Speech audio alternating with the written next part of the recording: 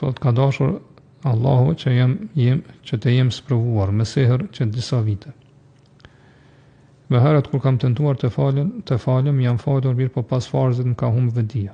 Kështu kam vazhduar një kohë të shkurtër. Tash më nuk falem. Jo pse nuk dua, më nuk mundem. Bëj rukje her pas here, mirë, po Allah ka saktuar që deri tash të mos kem sukses. E di që të kërkuari shërim pa i kryer farzet është sikur një anije që dëshiron të lundrojë në rër. A mund të më këshillosh me diçka? Ti do të më vazhdu mu fal. Edhe nëse ndodh më humbë vetdijen mas namazit farz, mos më lën. Se kjo mundet më ndodh, domethënë disa ditë ose ajt një javë, mirë po mas një javë patjetër që ka më përmirësuar gjendja. Kur besimtari i kryen farzet, afrohet te Allahu, çështë e pa me xhaderis, te Allahu ndihmon ato e përkrah, edhe ja leson gjendjen. Edhe ty patjetër ka më ta lehtësuar gjendjen.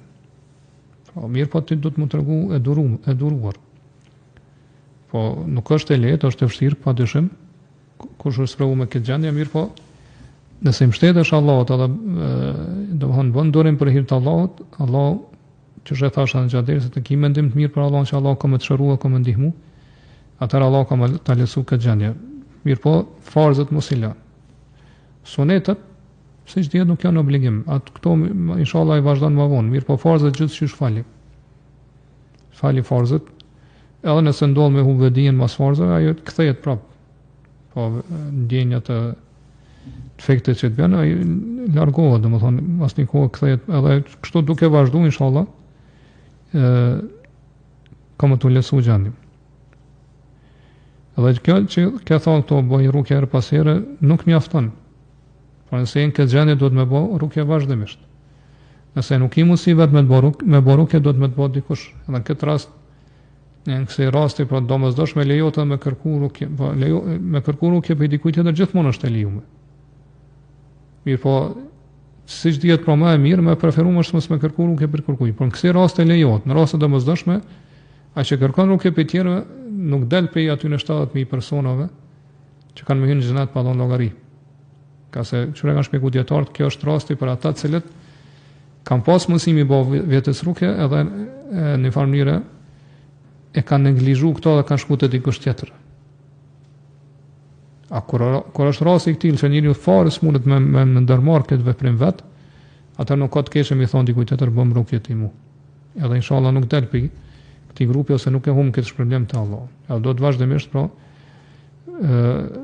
ata që i ke ofër teje, pra familjarët, me të bërë rukje, me fryn ujë për cilët ti pin, po nëse s'munësh vetë me fry dikush për tyne, e atë po më mundu që mos me pi ujë tjetër veç këta ujë që u lexu Kur'an në të. Edhe gradualisht me lejen Allah subhanahu ka me kalu kjo gjendje, ose nëse ki mundësi me shku te ata që janë, pra që i bojnë rukje që janë pasues Kur'anit edhe të sunetit, pra që njihen që nuk bojnë bidate gjatë rukjes, edhe inshallah kalon kjo gjendje, po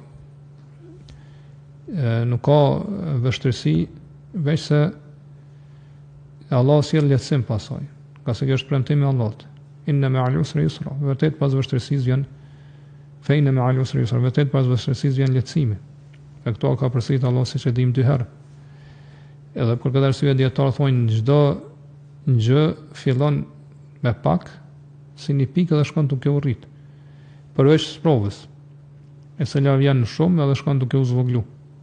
Po vjen si e madhe, shkon duke u zvoglu. Mirë, po ti do të më marr shkaqet. Shkaqet e ligjshme që Allah më të largu këtë sprovë. E për shkaqeve është kjo, domethënë që ti me pas mendim të mirë për Allahun, më mbështet Allahut, me lut Allahun, edhe më marr shkaqet që ka lisu Allah dhe pejgamberi son pranë këtë rast me borokë vetës, me lexu Kur'an. Nëse ke mundësi, ose që është tash dikush tjetër me të lexu ti Kur'an me të borokë. Allah, lutem Allahun që gjithë ata që janë sprovu me këtë lloj sprovë më shëru.